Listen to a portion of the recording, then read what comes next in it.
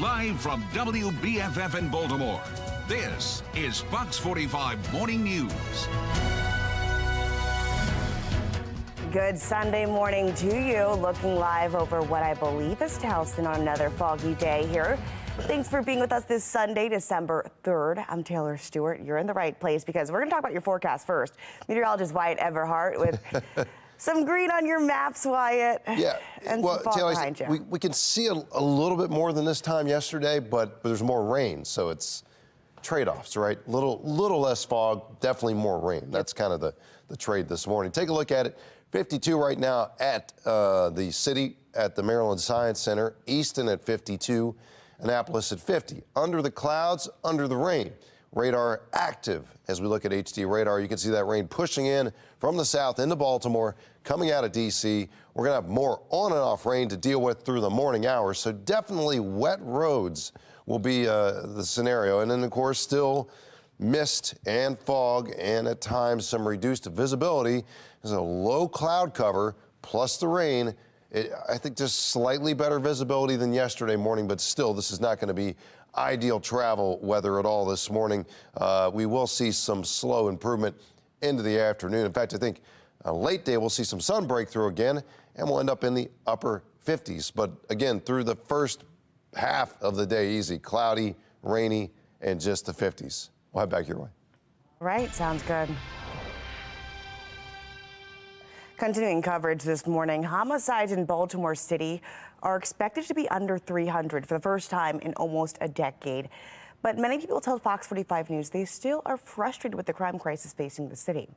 Just this week, we saw a 15-year-old charged with first-degree homicide for a shooting. And another teen this morning, a 14-year-old, is being charged with a carjacking after taking police on a foot chase. These recent incidents involving teens and leaving many worried about the current state of the city.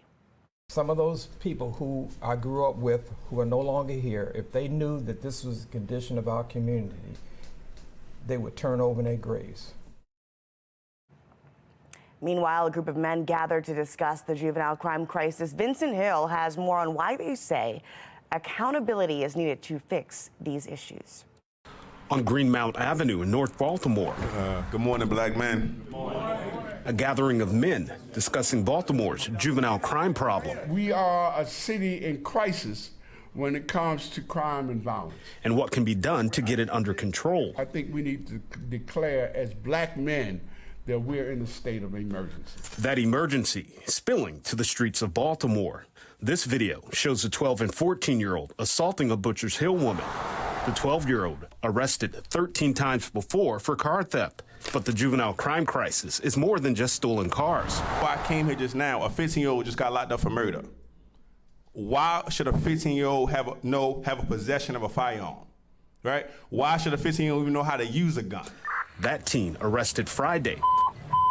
Shots 5 alert. Location 731 West Saratoga, 6 rounds. Accused of shooting and killing another teen in Southwest Baltimore. Their cries for help captured on police dispatch. I'm 2361. I got a person PSW to the right arm. I need a Wendell Freeman. Yeah, my name is Wendell Freeman. I'm actually a candidate for Baltimore City Mayor. Says his plan to combat juvenile crime, accountability. In order to stop youth crime, we got to hold parents accountable. Meanwhile, as current Mayor Brandon Scott, Baltimore has a 19% reduction in homicides. Touts homicides are down. These men are not buying it. Saying, oh yes, crime and homicides are down in the city of Baltimore. I'd be damned. 12 juveniles have been shot and killed in Baltimore so far this year, while carjackings and robberies committed by juveniles are up 97% from this time last year. These kids are running off the hook right now. Now, many say the drop in homicides coincides with the state's partnership with Ivan Bates, the state's attorney, and U.S. Attorney Eric Barron. They announced their partnership, promising a tougher on crime approach in the city earlier this year. Since then, homicides fell 20% and non-fatal shootings, they're down 9%. Mayor Scott doubled down, saying he is responsible for this decline. Why do you take credit for that? Because we put in the effort, right? Some data shows that when Ivan Bates and Eric Barron took office, we began to see I think that's false data. I love them both dearly. Their cases are made by police officers that work for Brandon Scott, the mayor of Baltimore City. We direct. The arrests are done by us. All the enforcement is done by us. Crimes committed by juveniles have been an ongoing issue across the state. In January, the Anne Arundel County Police Department released these 7 pages. It outlines crimes they say were committed by children too young to be prosecuted.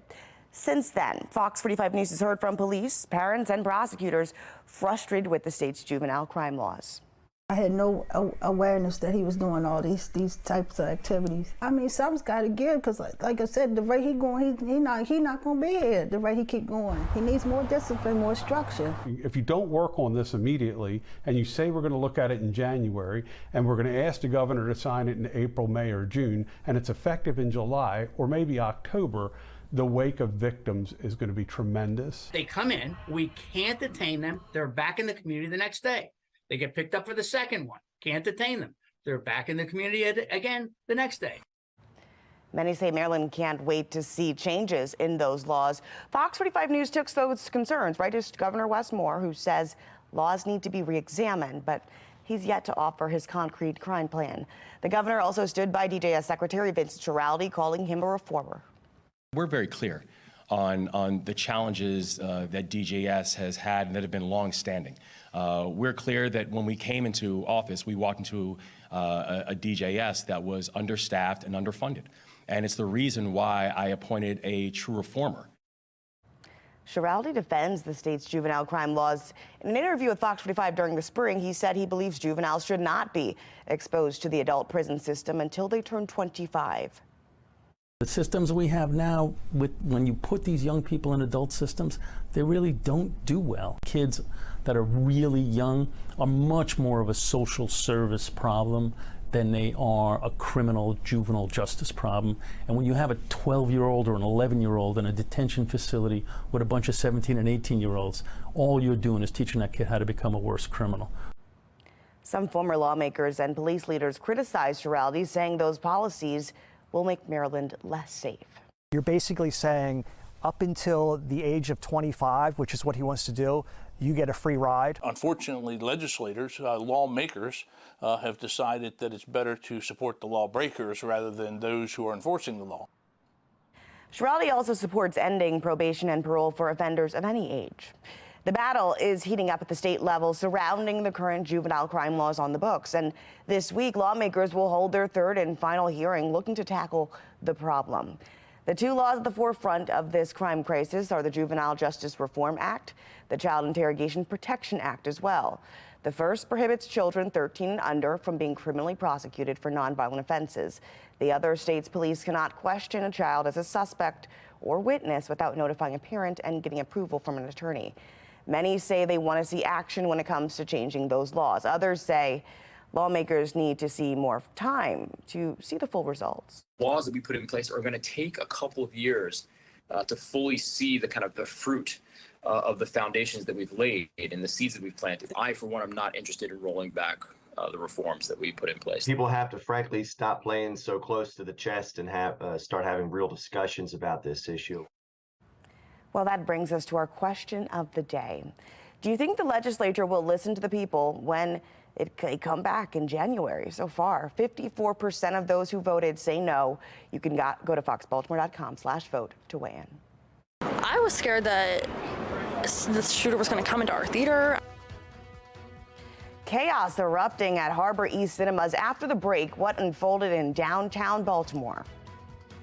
I'm Wyatt Everhart, tracking plenty of rain here on HD radar this morning. We'll talk about when this gets out of here and what kind of weather is this system setting the stage for to start the week. There is a change. It's coming up.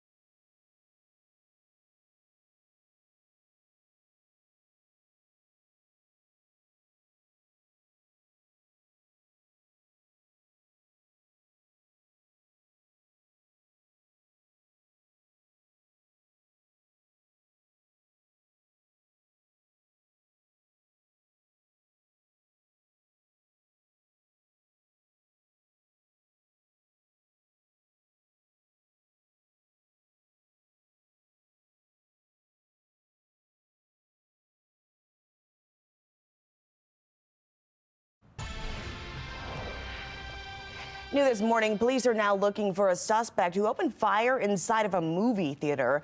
It happened at Harbor East Cinemas in downtown Baltimore, and a witness tells Fox 45 News what she saw. The movie had just ended and the lights came up and security just ran in and said, "There's been a shooting, everyone get out."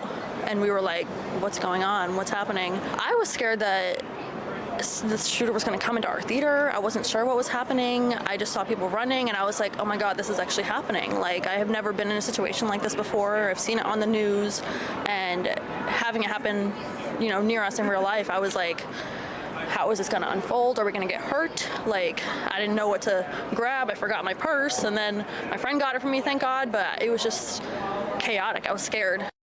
A heart-racing situation there, but thankfully no one was injured, according to officials. We're going to update you on the situation as we learn more information. We'll keep it on online as well as at foxbaltimore.com and keep you updated here on air.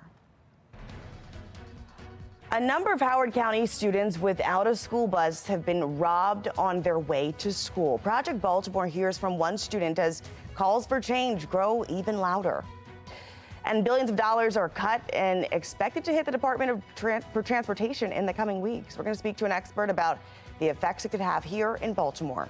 You're watching Fox 45 Morning News, all local, all morning.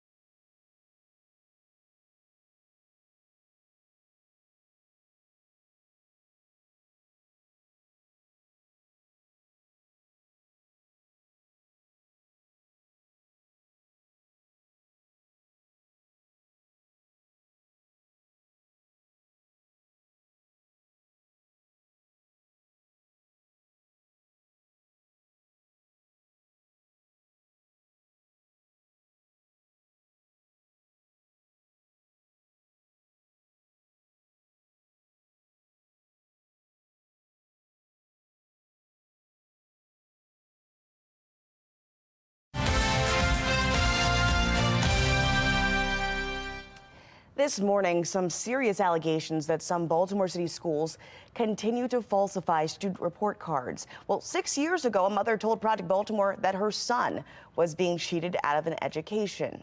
That mother tells Chris Pabst it is still happening.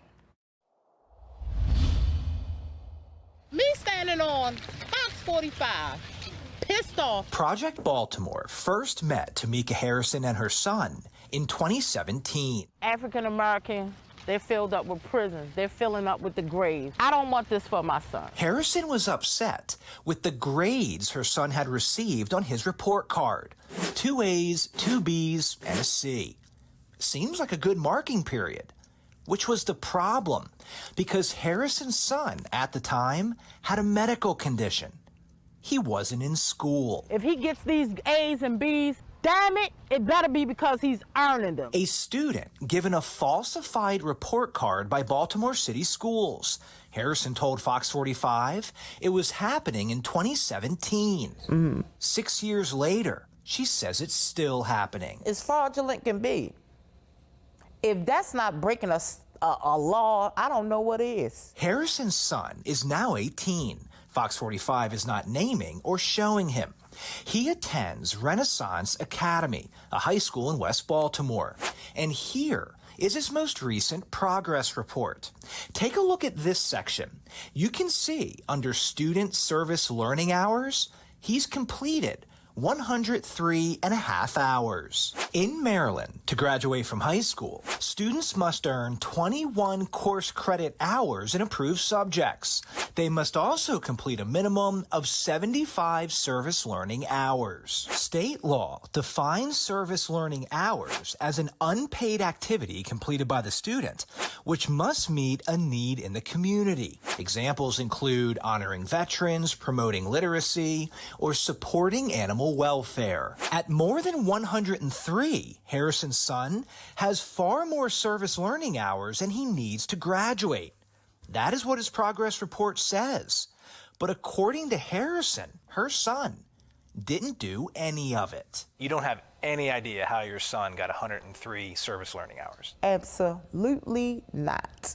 He doesn't even know. He looked me straight in my face and said, Ma, you can just get him by coming to school. Just showing up at school? Just showing up. I felt like I had an out-of-body experience. I'm past pissed.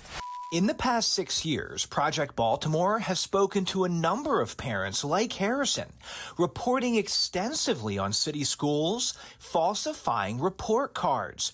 We've exposed grades that were not earned, attendance for students who were not there, and now apparently service learning hours that were not completed. Our investigations even caught the attention of Maryland's Inspector General for Education. If you're setting them up for failure, this is a way of doing it. In 2022, the IG released a report finding that over a 4-year period, city schools changed at least 12,500 failing grades to passing when there was no evidence the students earned the passing grade. I'm on my way out, Chris. How are you today? I'm doing well. Can we just talk to you on your way out? City schools leadership will not grant Project Baltimore an interview to discuss the falsification of report cards. Harrison says she's gone to the school system multiple times and hasn't gotten any answers either. So at a recent event, we took Harrison's concerns to school CEO, Dr. Sonia Santelises. What safeguards are in place to ensure that service learning hours are awarded properly? We are more than happy to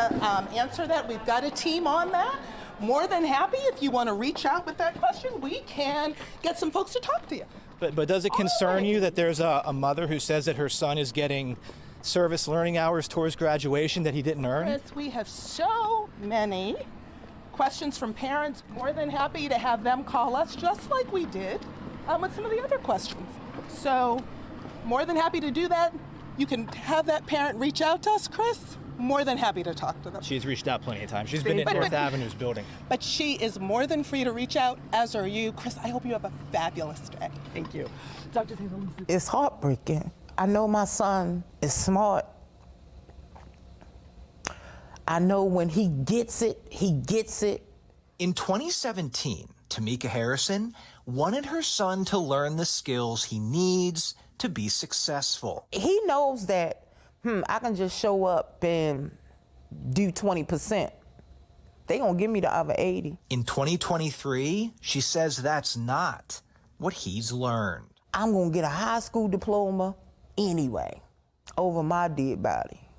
Over my dead body, literally. They gonna have to kill me if they think I'm gonna let that happen.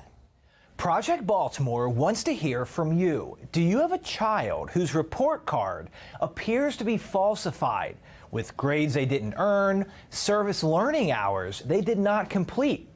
Call our hotline, send me an email, go to foxbaltimore.com to follow our progress. I'm Chris Pabst, and this is Project Baltimore. Now, Project Baltimore did reach out to city schools requesting an interview with the CEO, Dr. Sonia Santelises, after she said a team of people would be available to answer our questions. The school system responded with a statement saying, in part, "We apologize if you misunderstood the CEO's on-camera response, which was never intended to imply an on-camera interview with staff. Our intent, instead, is always to speak directly with parents when there are challenges." The school system went on to say students begin earning service learning hours in middle school, and those hours are documented by school staff. A Howard County family is pleading with the school system to restore school bus service after 2 students say they were attacked on their way to school. 15-year-old Jada Jones attends Wild Lake High School in Columbia. She and her grandmother spoke with Project Baltimore about the incident, which occurred Tuesday morning at a school bus stop on Columbia Road. Now, Jada lives 2 miles from Wild Lake and is now considered a walker. And Tuesday morning, instead of walking, she and her friend decided to take a public transit bus. While waiting for that bus, Jada says a man tried to rob them. So he was grabbing on her purse, and I started punching him and trying to get him off of her. And then he started pulling my hair and punching me like in my chest. And we both were defending ourselves, like hitting on him, trying to get him off of us because he was fighting back. And I guess we let him loose, like we got off of him and we started running. It is not fair. I want our buses back. Some of us don't have the transportation to pick their kids and take them to school. Then you made it difficult because now our children is getting hurt in the midst of this. This is just the latest incident sparking outrage over the city school system's decision to cut bus service. Estimated 3,500 students earlier in November were impacted by this decision. 2 other Howard County high school students were robbed in separate incidents as they walked home from school, according to police. The school system said cutting service would make transportation more efficient with the change in school start times, but many parents say their children are just not safe walking. The topic has led to some heated debates at recent school board meetings. Fox 45 News will stay on the story. All right, let's go ahead and check our forecast. Meteorologist Wyatt Everhart. I'm happy I can kind of see behind you today because that just wasn't the case on Saturday. Yeah, a little less foggy this morning, we'll say that, but it's still, we're socked in once again, to be honest, and there is more rain mixed in with the fog. So overall, I'd have to say this morning's weather is not really any better than yesterday because you got to throw in that rain. Visibility 2 miles, that's better than 0 miles, which is what we had most of yesterday morning, but at times that visibility could drop even further. Right now we've got some fairly active rain on the radar here, Towson southward down through Baltimore, Severn, and on further south and west into D.C. right now, getting socked in with some decent rain. A lot of that rain crossing to Chesapeake out of Annapolis toward Chestertown, Middletown, and up into Wilmington as well. The other side of this, of course, that reduced visibility. This is not just rain, this is misty rain. You know, we've got that low cloud deck right near the surface and keeping that visibility at times through even mid-morning less than 1/4 of a mile. So again, another start to a day where we have to drive with extra caution. It's just going to be tough to see out there. Use the low beams and give yourself some extra time on those wet roads. 51 now in the city, 49 in Essex, and we've got 49 in Owings Mills. These numbers are going to slowly climb today, I think ultimately into the upper 50s. And maybe we could try to push 60 at one point around, say, 4 o'clock this afternoon. But we've got a cold front coming in this afternoon as well, at least into the early evening. That's going to drop the temperatures. So overall, we get the rain out as we go through the next couple of hours here. But then as we clear the skies at the end of the day, cooler air pushes in. So it's like right as we would start to warm up with the sun breaking through, we've got that cooler westerly wind coming in. That'll be the case tonight on into Monday. Ultimately, I think a decent start to the week, maybe a couple of showers, a little instability comes through Monday evening. Doesn't look like much. The rest of this morning, we maybe get another 1/4 of an inch of rain or so, but over the last 3 hours, I mean, more than 1/2 an inch of rain. So, yeah, it has been a wet weather scenario. Still a misty one here across the mid-Atlantic, and we'll keep it coming. I will say this, the dry air that punches in tonight and tomorrow will definitely begin to shift our pattern for the week ahead. You do see the cold air is out there, the western 2/3 of the country. Maryland and west and south toward Atlanta and New Orleans, a little milder, but we're not going to stay in that for very long. The numbers start to drop, especially Wednesday and the Thursday, and so a cold shot is on the way. And primarily, we're looking at Wednesday and Thursday, cold nighttime lows, and highs will be stuck in the 40s those days. By the way, next weekend does look milder again. Chance for 60 by next Saturday. Back to you. All right, sounds good. Well, it's been more than a month since the FBI executed a search warrant on the Bel Air Edison Safe Streets location.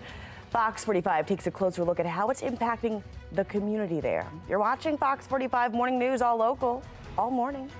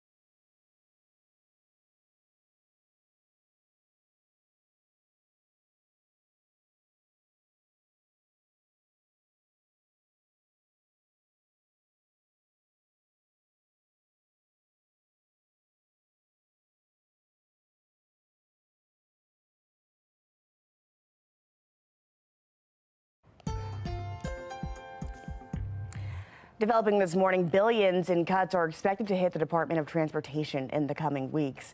Back in August, the governor hinted at, quote, hard budget decisions on the horizon, with the state facing a structural gap of $322 million. Economist Erban Basu telling Fox 45 News those cuts would greatly impact the state, especially the city of Baltimore. That will affect many across the state, including in Baltimore City, because one of the targets for these cuts is bus service. And we know that many people in the city depend upon a bus service to get to work and do other things. So the state might also at some point raise taxes. That would also impact people, whether in Baltimore City or other 23 major jurisdictions of our state. Governor Moore is expected to address the Department of Transportation on Thursday. Our latest weather maker bringing rain across Maryland still ahead. What we can expect for your work week coming up. In Annapolis, the Mustangs from Irvo eyeing their second state title in the last 3 years. The fourth quarter comeback that you do not want to miss. That's ahead on Sports Unlimited. You're watching Fox 45 Morning News, all local, all morning.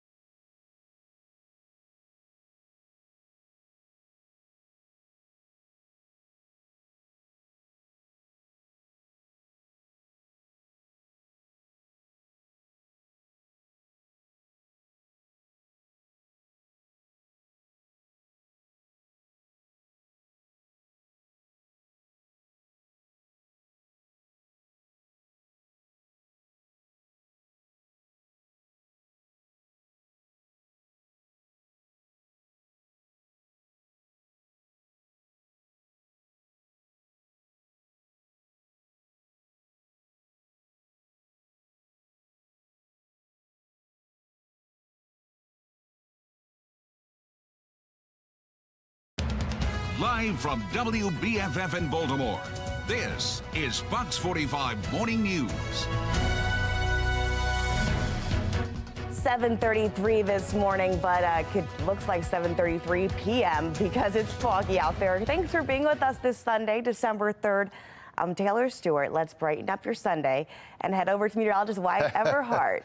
We try to brighten it up. We do our best, Wyatt, but look, what's happening behind you tells me we're not going to see a lot of sunshine today. I know. I like what we said yesterday. It sure is bright in the studios here this morning. And I hope it's bright where you are. You know, you got the lights on and some warm lighting in the house. Staying warm in the house and dry, we hope, because the rain is out there. No question about that. Pushing in out of the southwest. Heaviest rain for Baltimore down to D.C. on 95 now. Also into Annapolis, getting soaked across the Chesapeake Bay and the Kent Island. This is the last of the heaviest of the rain pushing through now.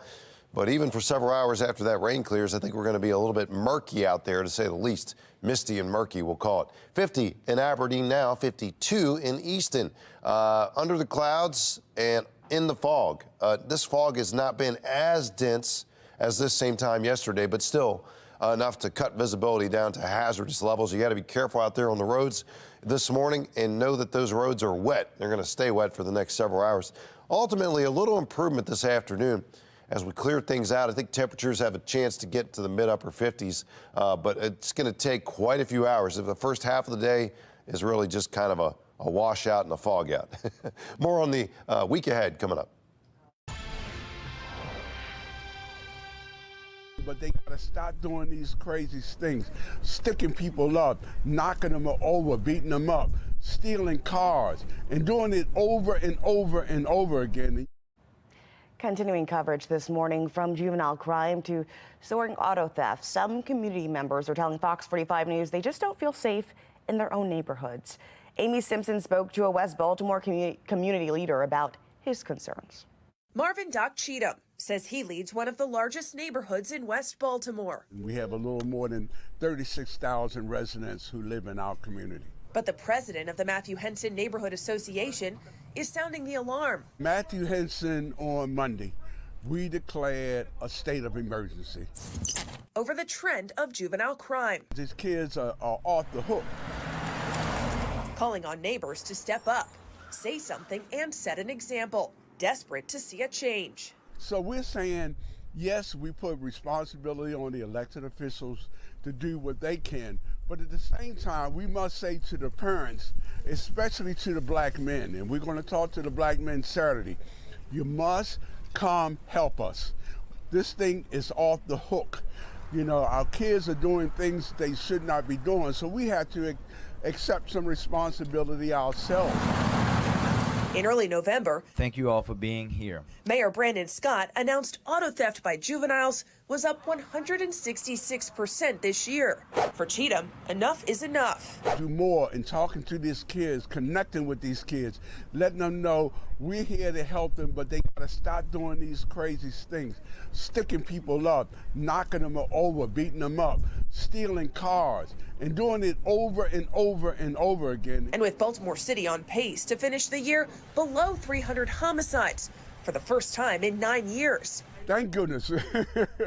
Fox 45 asked this community leader if he feels safer. I don't feel safer, but that's because I'm in the street every day. We don't feel any safer, especially in the Western District.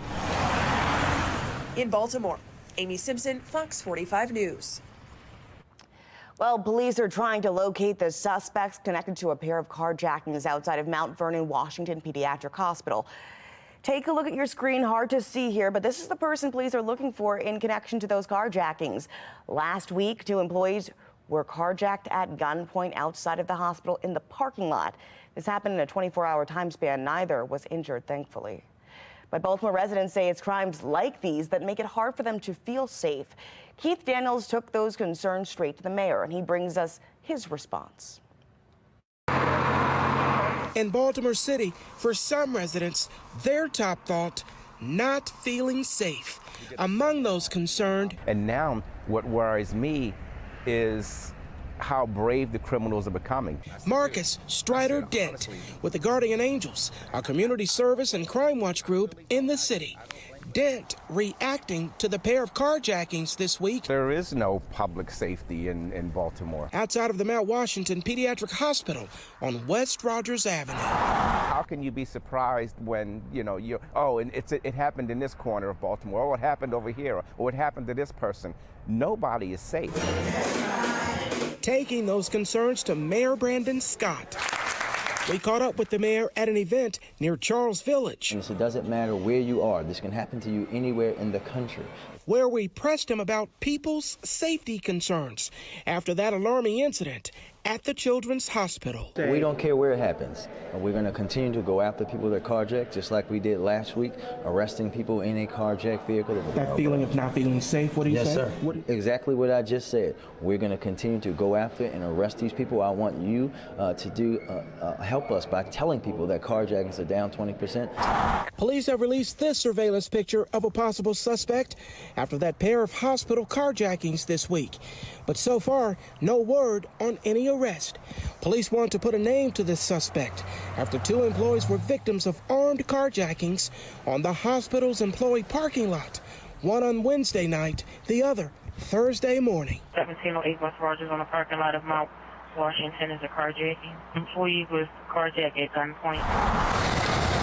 Hospital officials say they've increased security. A canine patrol spotted outside Friday morning. Neither employee physically hurt. The news of these crimes and trends like stolen cars and juvenile offenders out of control fuel the continued sense of unease for this community activist. So how can you feel safe? You're just trading one poison for another. That was Keith Daniels reporting there. Now, Baltimore police report an uptick in certain crimes in the city. The latest 7-day data spike shows non-fatal shootings and robberies went up. Newly obtained surveillance video shows a suspect shooting a man on North Monroe Street in West Baltimore. Police released this footage in hopes the public can help find this suspect. It is just one case contributing to the 83% spike in non-fatal shootings across Baltimore City. The latest data also shows robberies spiked 35% in a single week. Former BPD Deputy Commissioner Jason Johnson weighing in. Historically, robberies tend to increase as we approach the end of the year around the holidays. So not terribly unexpected, but it's compounding a year where already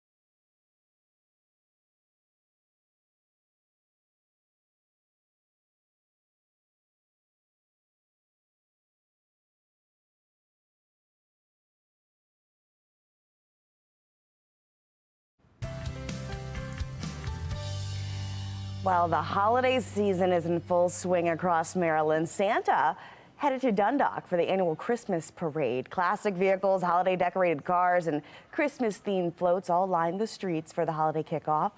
The community bringing back a ton of festive traditions, including a holiday hoopla, where gingerbread house making and cookie contests were all on the itinerary. And in Essex, holiday cheer full display there as the community helped to light the 25-foot Christmas tree at the Essex Museum. The fun-filled lighting included gifts for the kids, a DJ. St. Nick himself actually hopped on a fire truck. And today, Mayor Scott's going to join the Hamden Medfield community for the 50th annual Hamden Mayor's Christmas Day Parade. It takes place at 1 o'clock, starting at Poly Western High School. It's expected to be a 2.5-mile route, and the parade will feature those lovely floats, great bands, of course, St. Nick and Miss Claus, and even our own Tom Rogers and Justin Chambers. They're going to be part of this parade as the cherished tradition returns to the community. It's brought many folks out each year, lighting the street with excitement and holiday cheer. Check it out. Now, we want to see how some of you guys are already starting your holiday season. Thanks for sending this to us, Rachel. She says this is a photo of Elena, who has made some brand new friends. Oh, look at those floaties. Good first few Christmases there. And Kelly sent us this picture of Ivan's brand new Christmas costume. She says it's just one of many. All right, so he's got a pretty full closet. Thanks for sending this in. If your family has some fun traditions, we really want to get it on your holiday season with you. Scan the QR code on your screen. It's going to take you to foxbaltimore.com. Upload your pictures and your videos. It's all powered by Stackline. Oh boy, that Christmas music really gets you in the mood, Wyatt. I mean, it goes perfectly with the weather. Yeah, and we have not had ideal morning weather the last 2 days, right? But the afternoon will be okay today. Maybe get some Christmas lights up. I know some people were definitely doing that yesterday afternoon. I felt like that the weekend after Thanksgiving is always one of the big Christmas decorating weekends, and the mornings haven't been there for us, but the afternoons will be okay again today. East wind at 11, visibility 2 miles, so not as limited as this time yesterday, but still it is misty out there. And you see the rain coming in on HD radar. We're going to continue to see that rain sliding through for the next hour or so. And I think we'll taper off to just showers, but we still have the mist around, still the fog around, so it's still going to be a wet weather scenario out for the next several hours. The heaviest rain right now, though, crossing the Chesapeake Bay as we speak.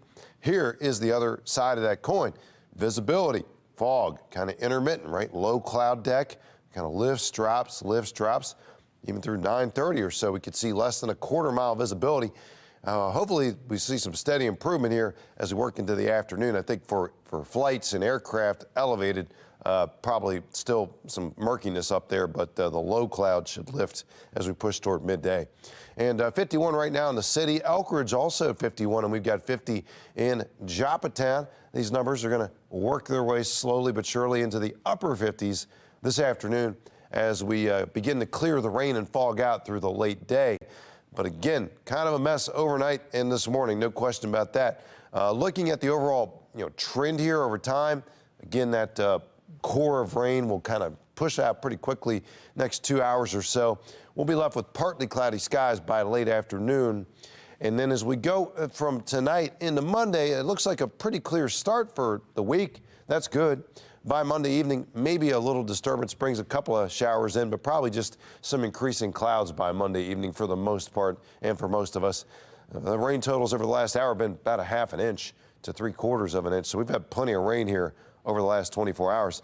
Just a messy travel weather pattern this Sunday up and down the East Coast from really, Charleston, South Carolina, right up into the New England states. And the pattern has been mild for the East Coast. That'll kind of hold up for another day or so, but then we'll see the drop in temperatures as we push toward the midweek down in the 40s. So we're clearing things out. We're getting into a drier pattern, but also a colder pattern midweek before we trend milder again into the early part of next weekend. Back to you, Taylor. All right, well, still ahead on Sports Unlimited, the Towson University's head football coach recaps his first year leading the Tigers. Stick with us for Fox 45 Morning News, all local, all morning.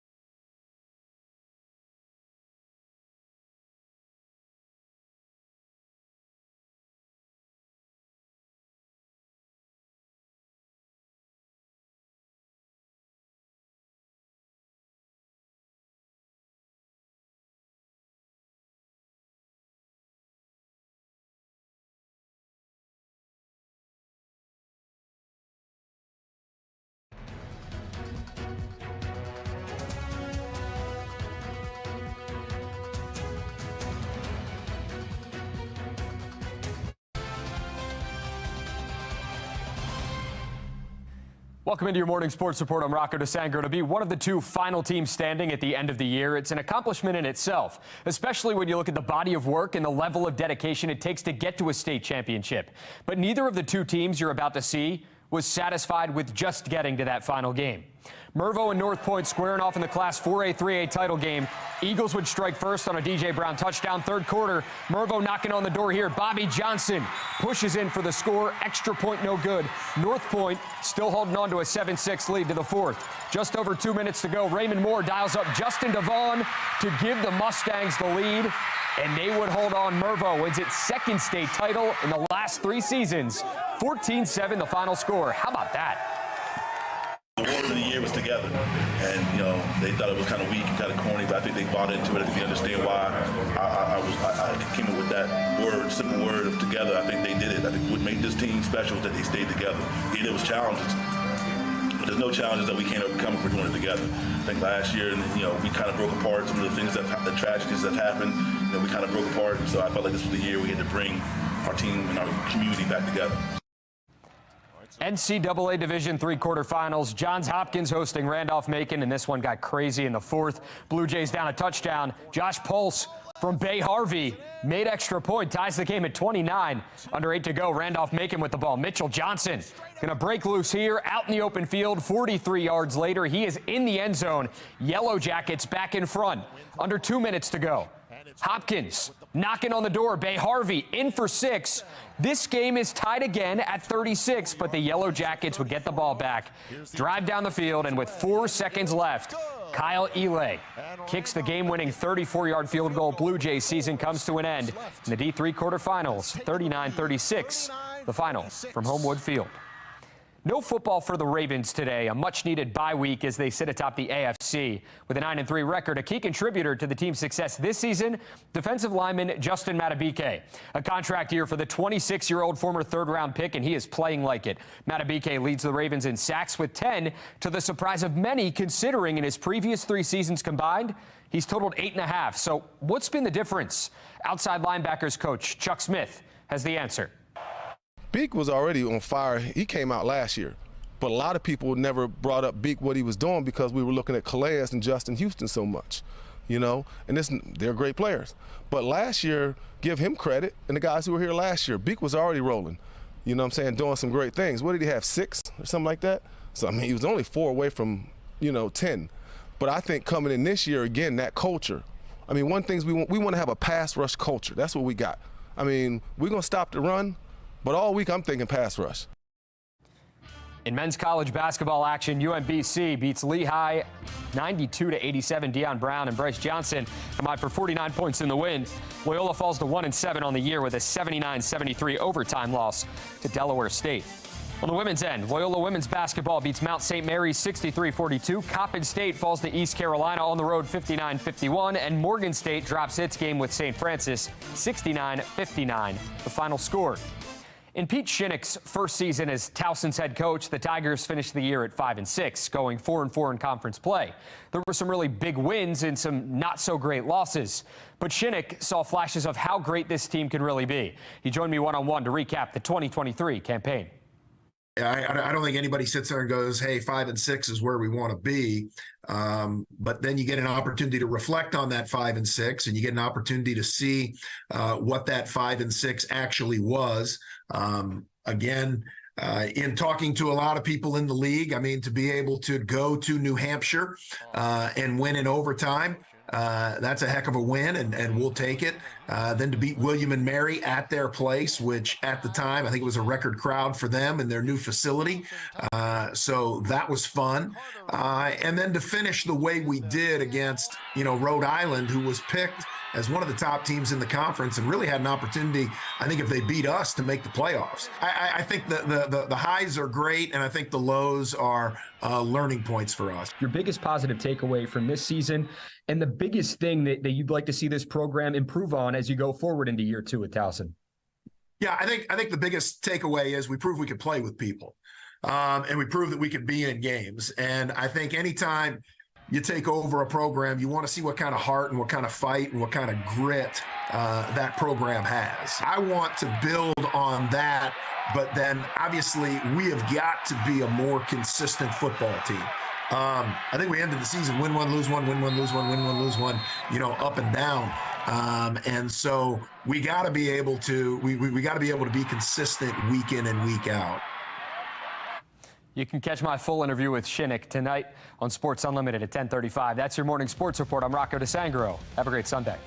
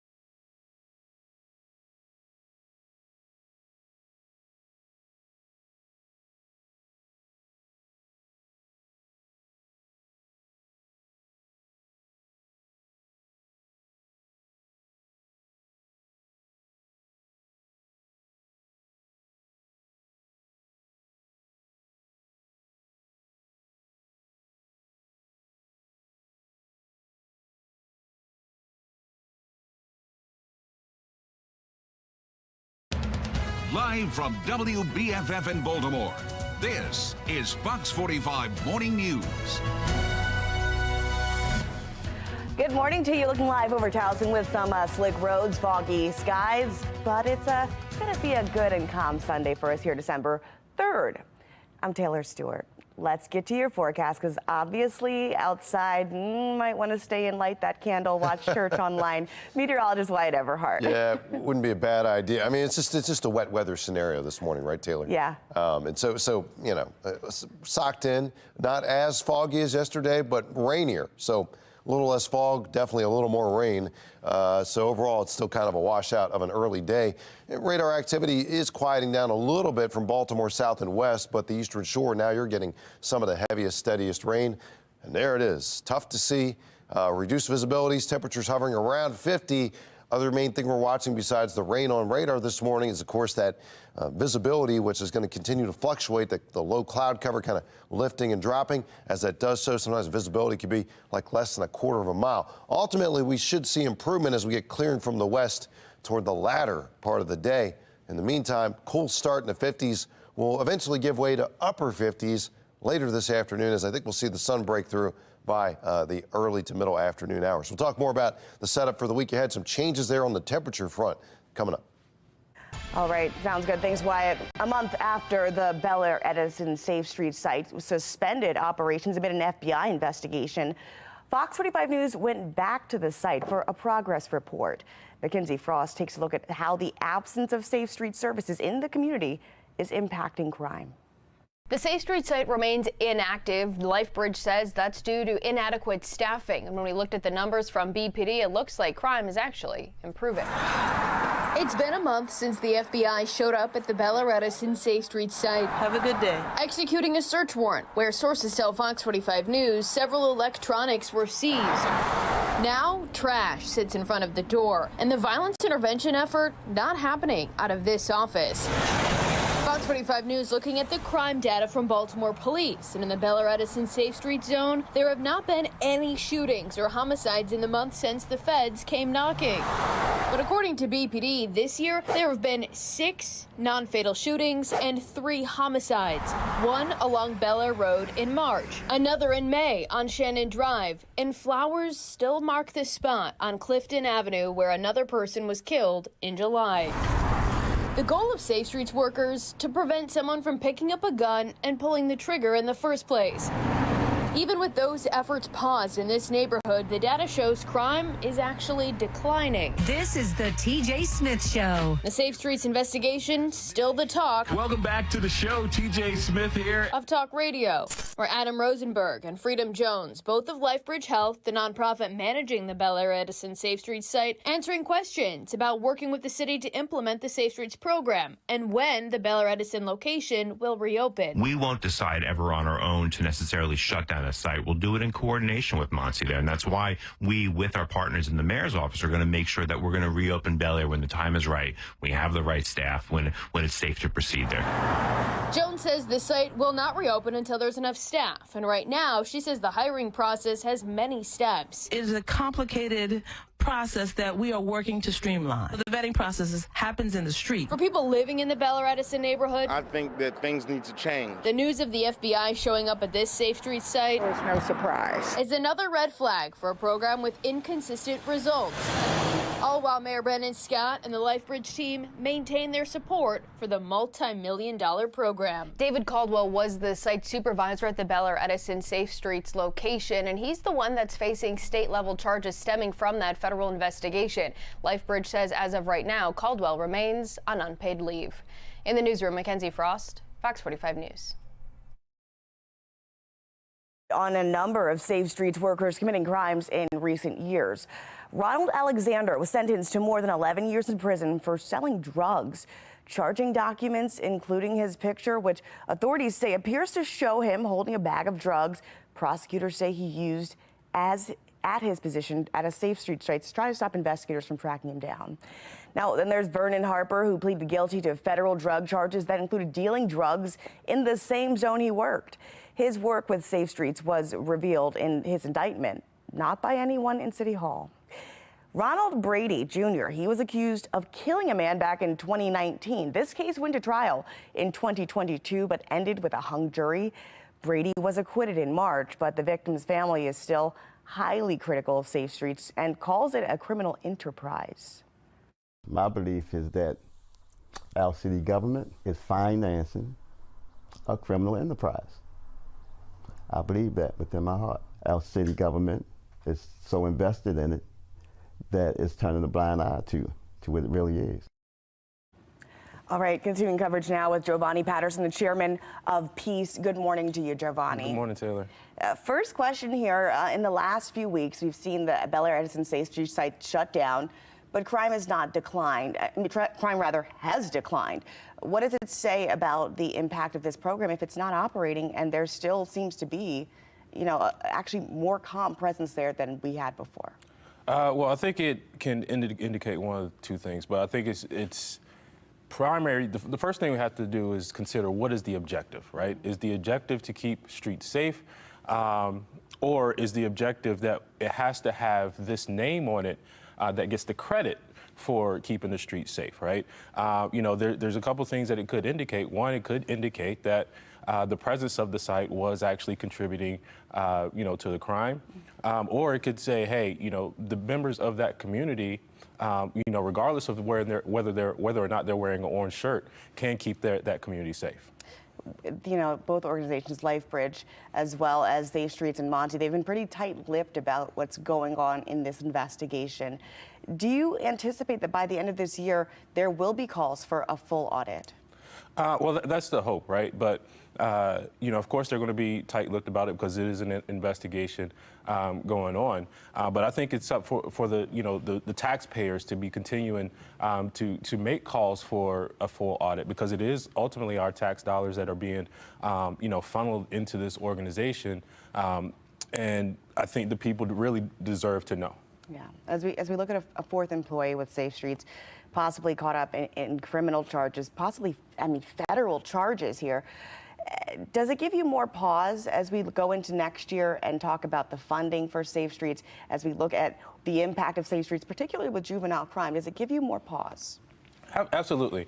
But I think we also should consider the people who are doing the work without the money, right? I mentioned, people like Doc Cheatham in West Baltimore last week, and also, Guardian Angels with, Strider and what they're doing to bring the community in to protect their own streets. And also I want to give a shout out to, the director of bands over at Morgan State, Dr. Reed, and what he's done to actually keep those kids safe, even during that mass shooting that was over there at Morgan State. So it's people that's in the community that should be getting the credit and should be, the ones that we're focusing on to keep the kids safe, versus having the name on the badge where it's getting all this taxpayer dollars, and we have to use that as the only avenue to keep our community safe. And I think, we should put more focus on the residents that are doing it.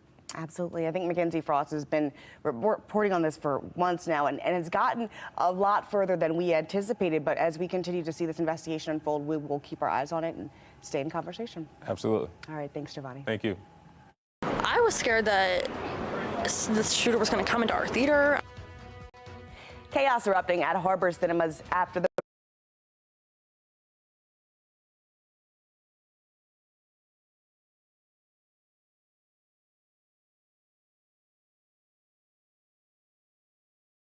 what unfolded in the movie theater downtown. And I'm Wyatt Everhart. We are looking at a murky start this morning, but a little better weather as we work into the afternoon. We'll detail that coming up in just a few minutes.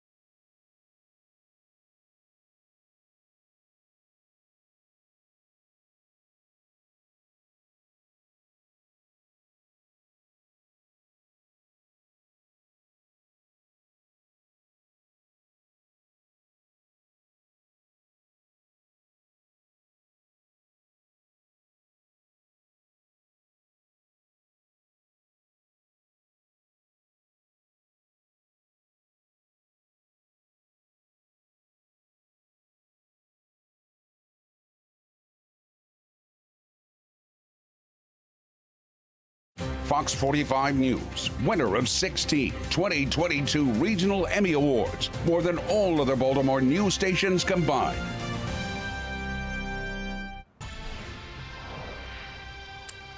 New this morning, Baltimore police are looking for a suspect who opened fire inside of a movie theater. This happened at Harbor East Cinemas in downtown Baltimore just last night. Take a listen to what a witness says she saw. The movie had just ended, and the lights came up, and security just ran in and said, "There's been a shooting, everyone get out."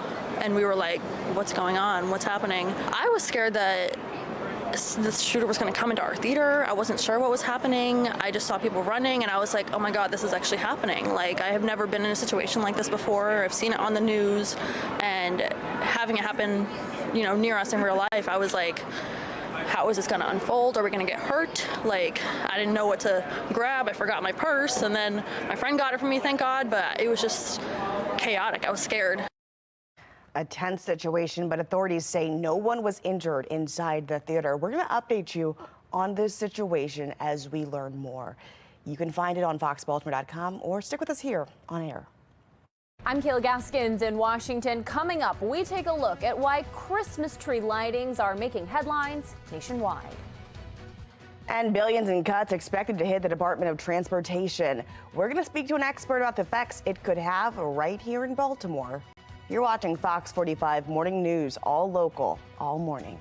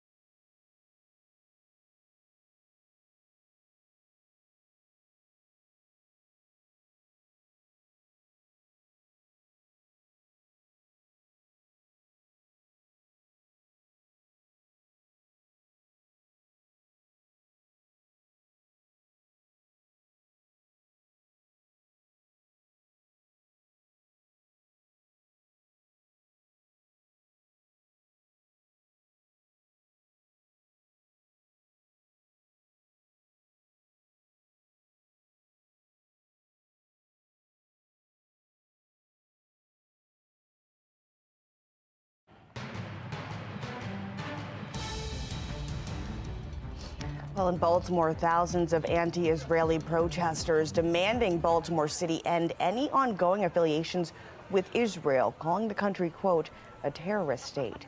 Some protesters tell Fox 45 News that Palestinians have been wrongfully labeled as terrorists and are an oppressed group. Others say the attention should be focused on helping Baltimore, not other countries. All oppressed people have a right to fight for what's right, right? So if you're fighting for what's right and they want to label you as a terrorist, let it be. I like to say we're revolutionaries. Our city is a terrorist state. People getting killed every day. We have enough crime here in Baltimore City. We got to take care of our city first before we can think about miles and miles away. Meanwhile, holiday traditions nationwide are getting turned into demonstrations for political protest. Here's national correspondent Kayla Gaskins. Anti-Israel protesters showing up at Christmas tree lightings across America. The chants filling Midtown Manhattan at the illumination of the Rockefeller tree. NYPD arresting at least 7 demonstrators. Protesters also showing up as the U.S. Capitol tree was lit and at the lighting of the national Christmas tree by the White House. Chants of Genocide Joe ringing out as the president's motorcade drove through D.C. Amid these protests, anti-Semitism concerns rising. Someone paraded a swastika sign at the NYC Free Palestine demonstration. Senate Majority Leader Chuck Schumer voicing the betrayal many Jews in America feel at this moment of rising anti-Semitism, as some Americans openly support and glorify Hamas. They're in many cases people that most liberal Jewish Americans felt previously were their ideological fellow travelers. Not long ago, many of us marched together for black and brown lives out of the recognition that injustice against one oppressed group is injustice against all. To Schumer's point, the money funding many of these pro-Hamas marches traces back to the Tides Foundation, a Democratic dark money fund that gets capital from progressive billionaires. The same group helped bankroll Black Lives Matter. Well, turning now to the latest out of Israel, military leaders say negotiations have reached a dead end in talks aimed at securing a fresh pause in fighting with Hamas. According to a CNN source, those talks broke down over the terms for releasing women still being held in Gaza. Hamas officials says there will be more negotiations and no more exchanges, and hostages and detainees will stay there until the ceasefire is reinstated. Meanwhile, Israel's prime minister announced the IDF's ground operation will continue. This as the military launches more than 400 airstrikes in Gaza in the first 24 hours after the collapse of the truce Friday. All right, we're in for another doozy, it looks like. Looking at the forecast, I would say meteorologist Wyatt Everhart is going to remind us that it is definitely December. Yeah, I mean, what you see is what you get to an extent this morning, right, Taylor? Exactly. Not the best looking start to the day, that is for sure. And I think we're going to continue to kind of stay socked in here for probably another 2-3 hours minimum. Light east breeze, murky, the rain is still a factor for sure, but at least some improvement there on the radar. We'll show you in just a second. You can see 49 now in Towson, 50 in Essex, and 51 in Elkridge on a light south breeze right now. And again, this overall pattern is just going to be kind of more of the same today. Showers through at least the first half of our Sunday. Then we'll go for a clearing scenario later in the day.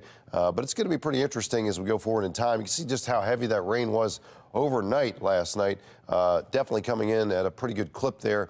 And as we look at our modeling here on Future Scan, you can see clearing out to a certain degree by no later than, say, 1-2 o'clock. 3 o'clock, we'll actually probably see some sun break through the clouds. Beyond that, it looks like a relatively dry start to our Monday around here, so that's the good news. But later in the day, Monday, clouds increase a little bit again. I think we'll stay probably dry, but just kind of giving you an idea that westerly flow could keep things just a little bit on the active side. So it's an interesting scenario as we continue to see more rain in the offing here through the course of the day. Let's get you into that extended forecast here. I'm just going to go ahead and jump ahead to the 7-day. Had a little graphical error here, so the Ravens have a bye. You can ignore that helmet. But we do look for a clearing scenario from Monday into Tuesday, and temperatures dropping down into the 40s through the middle part of the week. We'll head back your way. All right, police say the person on your screen carjacked 2 employees at a children's hospital. We take resident safety concerns straight to the mayor as fear continues to plague Baltimore. You're watching Fox 45 Morning News, all local, all morning.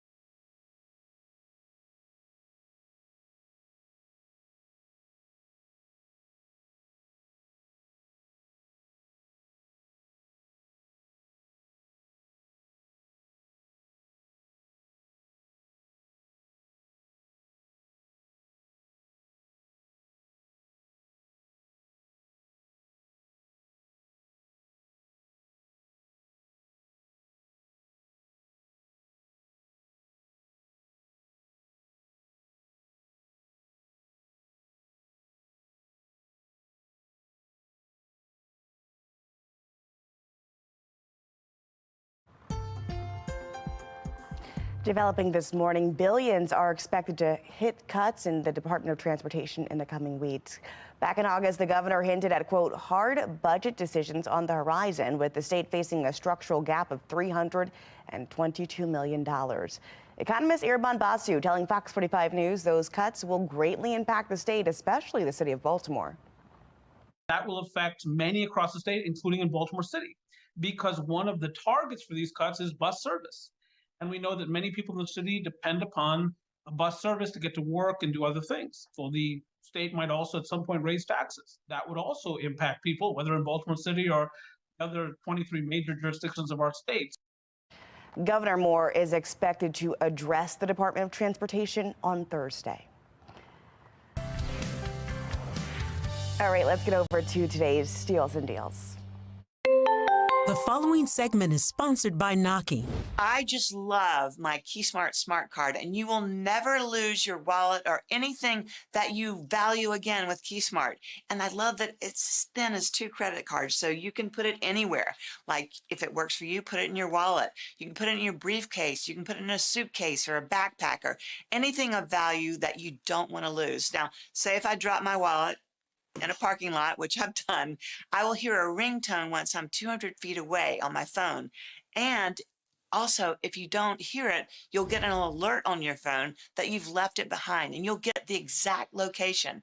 And the smart card uses the Find My iPhone app. It's so easy to set up, and that connects you. And I love that you only have to charge this once a year. The charge lasts for an entire year, so you don't have to keep taking it out and recharging it and redoing it. Well, once I threw my wallet in a garbage can, and if I had had KeySmart, I'd have known where my wallet was before the garbage truck came and it took my wallet away. Then I had to get new credit cards, new license, all of that. It was terrible. Well, right now we're offering 25% off on the KeySmart Smart Card. So we want you to head over to asadeals.com for this absolutely, I just love this, amazing exclusive offer right now.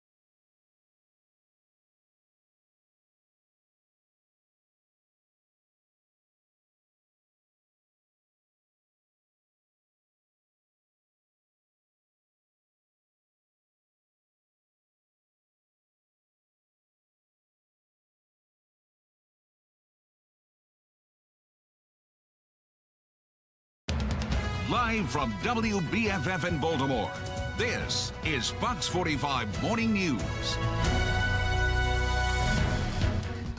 Good morning to you on this Sunday, December 3rd, looking live over what I believe is Towson, but we could really just take a guess here with the fog. I'm Taylor Stewart, and you're in the right place. Let's go ahead and talk to meteorologist Wyatt Everhart, because we need to figure out when we could see some sun possibly peek through this afternoon. Later today, right? And yesterday, Later. I mean, we just, for like an hour, tried to peek through. It was so brief, right? but it's welcome. Yeah, it's all, in a lot of ways, Sunday will reflect our Saturday, right? It starts out in the fog. We have more rain this morning, although that is clearing out now here on HD radar. And then we'll look for improving weather into the afternoon, much like yesterday. But overall, we can see there's still quite a bit of rain here, especially on the eastern shore from Denton back down through Kent Island. And we are still dealing with the mist and the fog and the low cloud cover out there. Cool start in the low 50s from Annapolis to Westminster, and that low cloud covers kind of hang around here through the morning hours, so a little bit of tough visibility at times. Do look for drier weather to begin to edge in out of the west toward the early afternoon. That'll help clear the skies ultimately. But for now, it is a cool start around 50 under the clouds, wet roads everywhere, and expect it to take a while to dry things out. That'll come later on this afternoon. We'll talk about the trend for the week ahead when we might see a significant cool down in there. That's coming up. But they gotta stop doing these crazy things, sticking people up, knocking them over, beating them up, stealing cars, and doing it over and over and over again. Continuing coverage this morning, from juvenile crime to soaring auto thefts, some community members are telling Fox 45 News they just don't feel safe in their neighborhoods. Amy Simpson spoke to a West Baltimore community leader about his concerns. Marvin Doc Cheatham says he leads one of the largest neighborhoods in West Baltimore. We have a little more than 36,000 residents who live in our community. But the president of the Matthew Henson Neighborhood Association is sounding the alarm. Matthew Henson, on Monday, we declared a state of emergency over the trend of juvenile crime. These kids are off the hook. Calling on neighbors to step up, say something, and set an example, desperate to see a change. So we're saying, yes, we put responsibility on the elected officials to do what they can, but at the same time, we must say to the parents, especially to the black men, and we're going to talk to the black men Saturday, you must come help us. This thing is off the hook.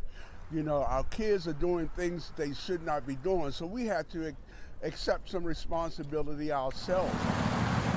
In early November, thank you all for being here. Mayor Brandon Scott announced auto theft by juveniles was up 166% this year.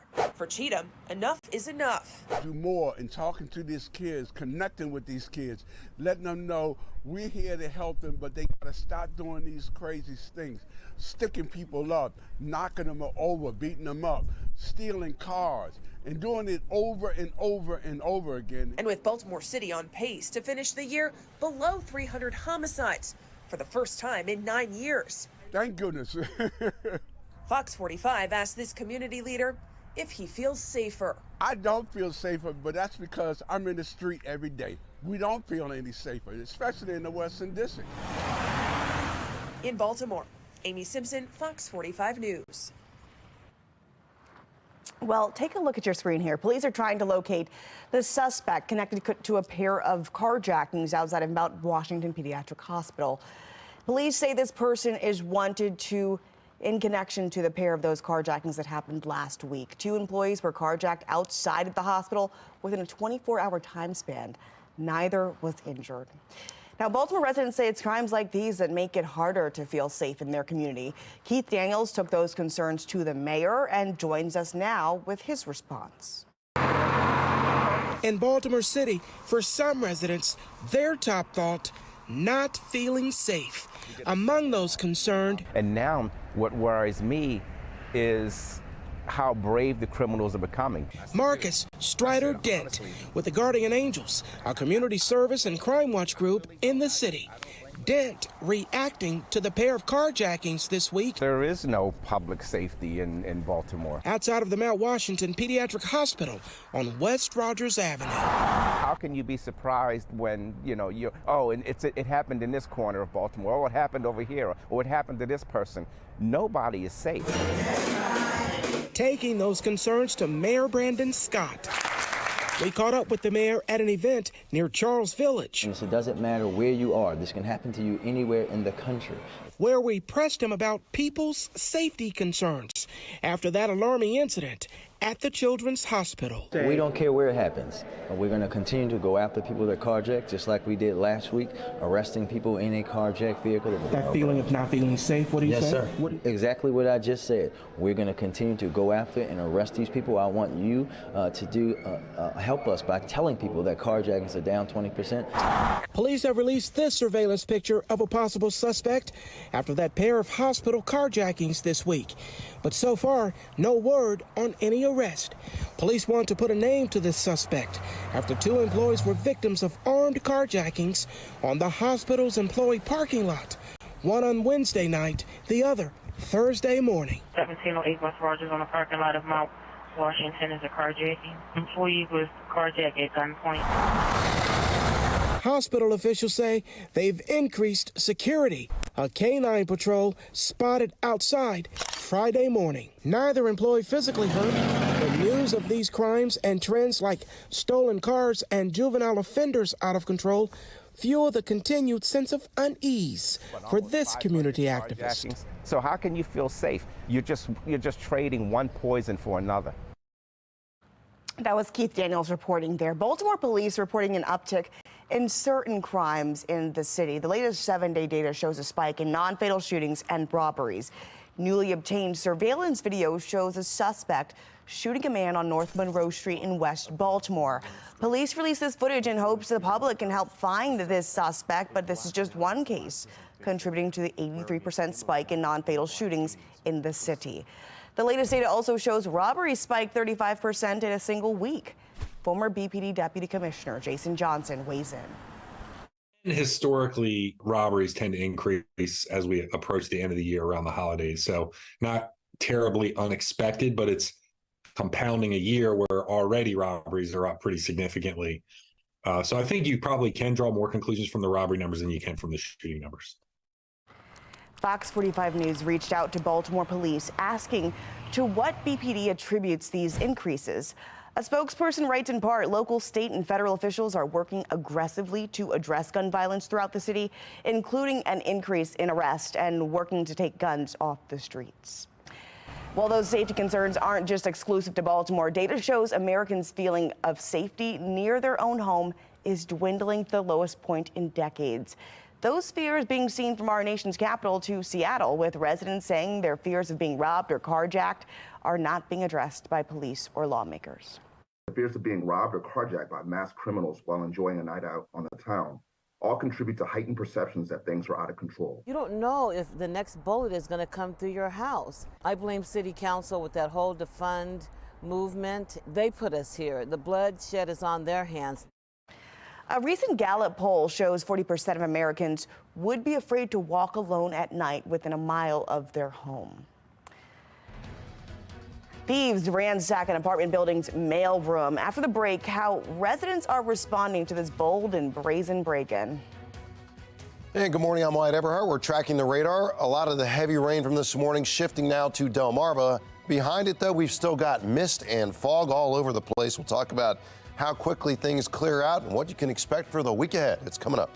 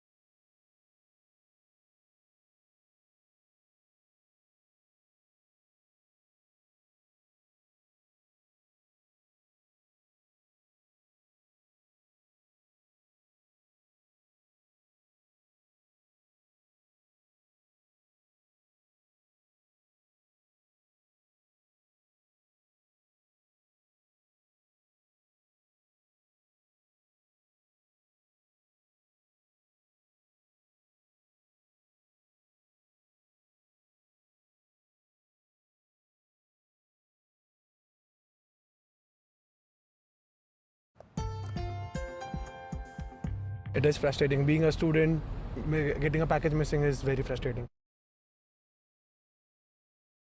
Porch pirating to a brand new low. They stole nearly 140 packages from one apartment building's mailroom. Video surveillance shows a man breaking into a secured room in this Roxbury building where packages are kept. 2 other men follow him inside, then all 3 begin yanking out packages, stealing 138 total. Now residents are demanding that the building beef up security. It's not monitored safely enough to know that, as courtesy, people hold the doors open, but if there's security footages in the building, there needs to be precautions taken. Experts say when living in an apartment building, send your packages to a trusted friender using a parcel locker service like Amazon Lockers. That's the best way to prevent theft. It's going to be a merry time of the year, but your pets, they've got to stay safe too. How to secure them from your holiday decorations just ahead. And it's beginning to look a lot like Christmas. Still ahead, the festivities that spark some holiday cheer in our area. You're watching Fox 45 Morning News, all local, all morning.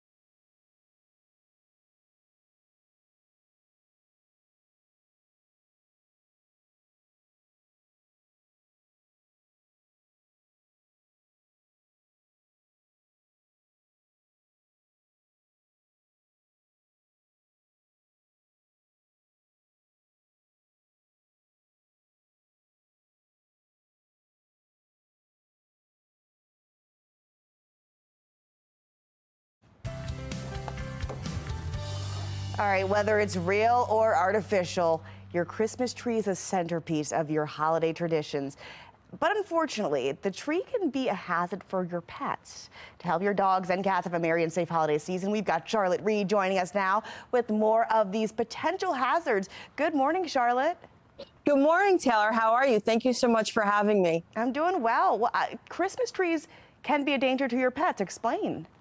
Well, a lot of people don't realize a lot of Christmas trees, according to the Center for Biological Diversity, they're sprayed with pesticide before you even buy them. So that's one thing you have to be careful of. Firs, spruces are generally not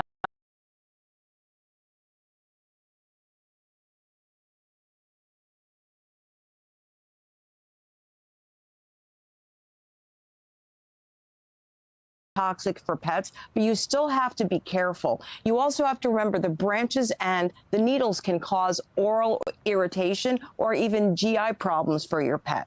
And also there are things that you do not want to do with your pet. For example, you don't want to flock a tree. This is flocking right here, where you take this tree and you give it a spray effect. Also, you have to recognize even faux trees, artificial trees can be a danger because we don't know what they're made out of, even though there's no oil and sap. So these are some of the kind of things that you need to be careful of. Also, you have to think of where you place the tree in your home. You don't want your pet to have access because a lot of times pets will drink the water from the tree. So you want to have a strong base and a collar. I have a collar right here. You can barely see it, but I have a collar which covers the base of the tree, which makes it harder. And you can get, depending on the collar, you can get some of these straw kind of collars or the metal collars, but it also helps access. I like to put a little aluminum foil around the bowl so that way the pet doesn't have access to the water, because you have to realize that water gets mold and sap, and even if you put more fertilizer or pesticide in there or freshener to keep that tree alive, you have to remember that can also cause a lot of very expensive vet bills at this time of the year. And nobody is looking for that, but also the decorations. I know I've seen in the past my dog grab an ornament. Is there any danger with the decorative aspect of the tree for your cats and dogs? Yeah, I'm glad you asked that question. So this tree, I did this last night. I like to put cloth ornaments at the bottom. Also, you want to look for things that don't have eyes that the pets can't pull apart. And as you go up a little further, you also want to have your glass or your most expensive ornaments. You want to be careful because, especially with cats, I saw a video last night. Cats will knock over the Christmas tree as well as dogs with their wagging tails, breaking everything on the tree. So it's a great idea to use fishing line, and you want to secure the tree. You want to hold it, you want to put it up and make sure it's attached to the ceiling and at least one wall to keep the tree upright, and that way you won't have a problem with cats. You also want to make sure you have a firm base. So this is kind of just an idea of how you can decorate the tree, so that you have like the pretty ornaments at the top, and some of, like, I have like a lot of like cloth ornaments, like this little bone, some dogs, some cloth ornaments, and then some really expensive ones like this little kitty right here. So keep the more expensive, the more dangerous ones up higher on the tree. Final question here. Should we be worried about any holiday plants around the holidays around our pets? I mean, I know the tree is one thing, but... We should. Poinsettias always get a bad rap. I mean, they're toxic, but they're not deadly. You want to look out for no amaryllis, no Christmas cactus, and no paperwhites. Paperwhites are deadly. Also, no lilies. The other thing you also want to make sure you have is you want to make sure you secure any wires from lights. No food on the tree that will attract your cats and dogs, like candy canes, garland. None of those dough ornaments where the dogs or cats put their paws in, and no tinsel. That is a GI problem waiting to happen. So you want to just kind of keep it like light and fresh. And if you want to have additional trees in your house, because that's one of the trends, we have so many people who have 2 and 3 trees in their house. Well, Miss Reed, excuse me for being so rude. I didn't even ask who joined you this morning. We didn't even get to an introduction. Who is this? This is Wally, my 6-year-old English toy spaniel.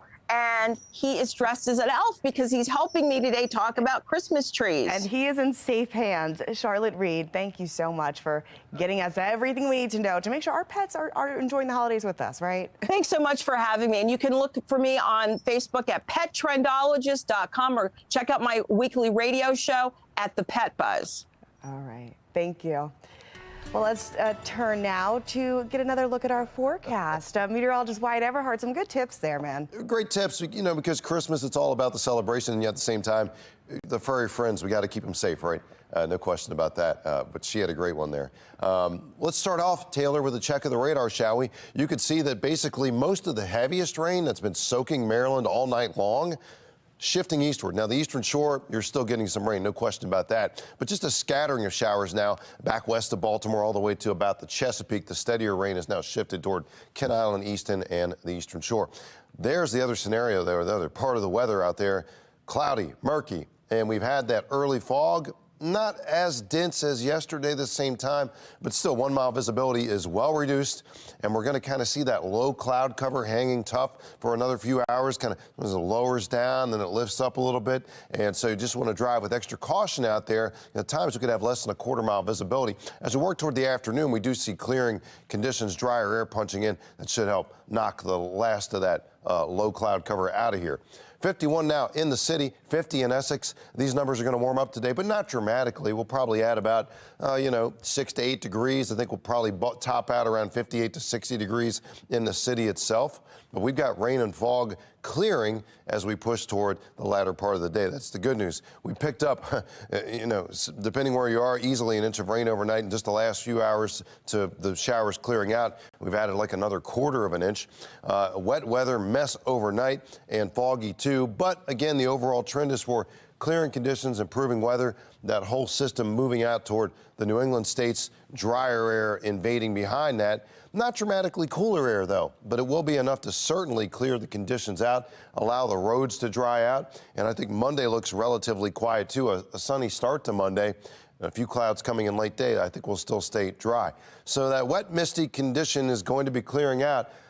Drier air to start the week, and we got a decent cold shot on the way for midweek, but overall the pattern still remains a very wet one up and down the East Coast. Sunday travelers, whether you're going up toward Boston or south toward Charleston, it's still pretty messy up and down the East Coast.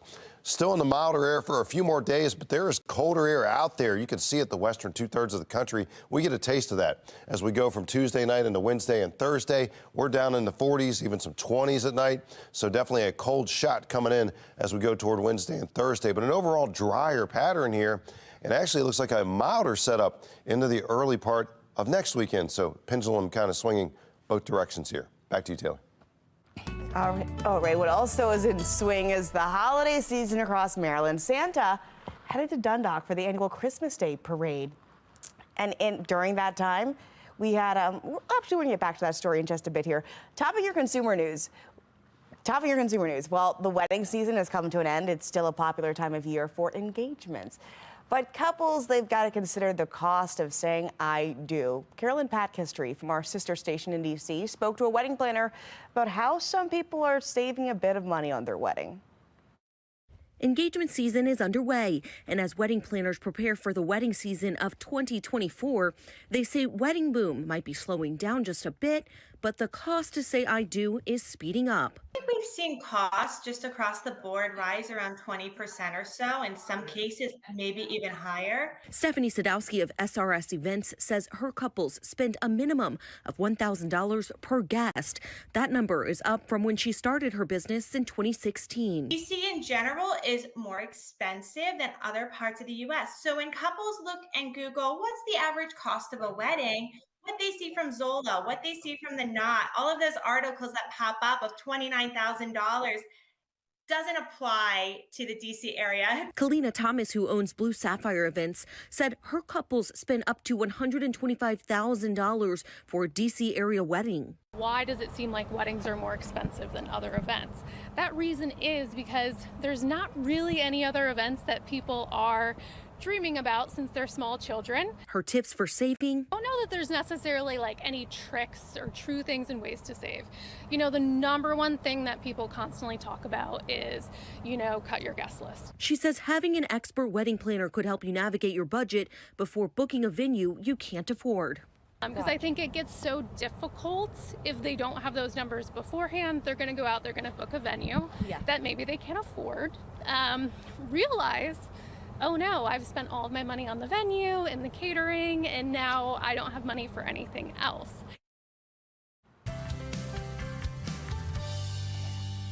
Well, the holiday season is in full swing across Maryland, and Santa was in Dundalk for the annual Christmas parade. Classic vehicles, holiday decorated cars, Christmas-themed floats all line the streets for the kickoff. The community bringing back a ton of festive traditions, including a holiday hoopla, where gingerbread house making and cookie contest were all on the itinerary. In Essex, holiday cheer was on full display as the community helped light that 25-foot Christmas tree at the Essex Museum. The fun-filled lighting included gifts for the kids, a DJ, and even St. Nick himself on a fire truck. Today, Mayor Scott's joining the Hamden and Medfield community for the 50th annual Hamden Mayor's Christmas Parade. That's happening at 1 o'clock today, starting at Poly Western High School. It's expected to be a 2.5-mile route, and the parade, it will definitely feature some nice floats, good bands, St. Claus, maybe Miss Claus, and even our own Tom Rogers and Justin Chambers. The parade is a cherished tradition in the community and has brought many lining the streets to to enjoy the holiday cheer. All right, let's see how some of you guys have already begun celebrating. Thanks for sending this to us, Rachel. This photo of Alana, who she says made some brand new friends this Christmas.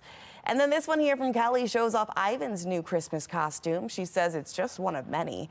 Thanks for sending this to us. We want to see how you all are enjoying the family fun traditions this holiday. Send them to us. Scan that QR code on your screen. It's going to take you to foxbaltimore.com. You can upload your pictures and videos. It is all powered by Sakla. We are looking at some foggy skies and showers through the early afternoon. Meteorologist Wyatt Everhart is tracking this weather maker just ahead in his 7-day forecast. And as we head to the break here, we're sending you to Las Vegas, where boy, oh boy, just look at that tree. Marion Bright, stick with Fox 45 Morning News. We'll be right back.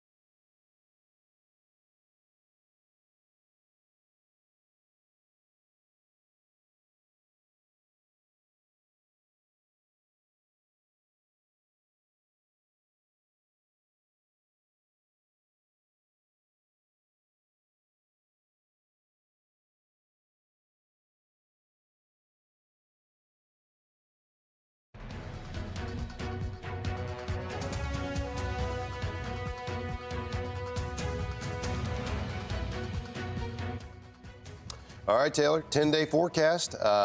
We got it all here, all right? The rain and fog and everything clearing out later today. Kind of a mild start to the week, colder midweek, and then milder to start next weekend. So, you know, overall, just a kind of a mix. How's that? The first full week of December is certainly, you know, I mean, 50s in December still sounds good. 60, I mean. It's a variety.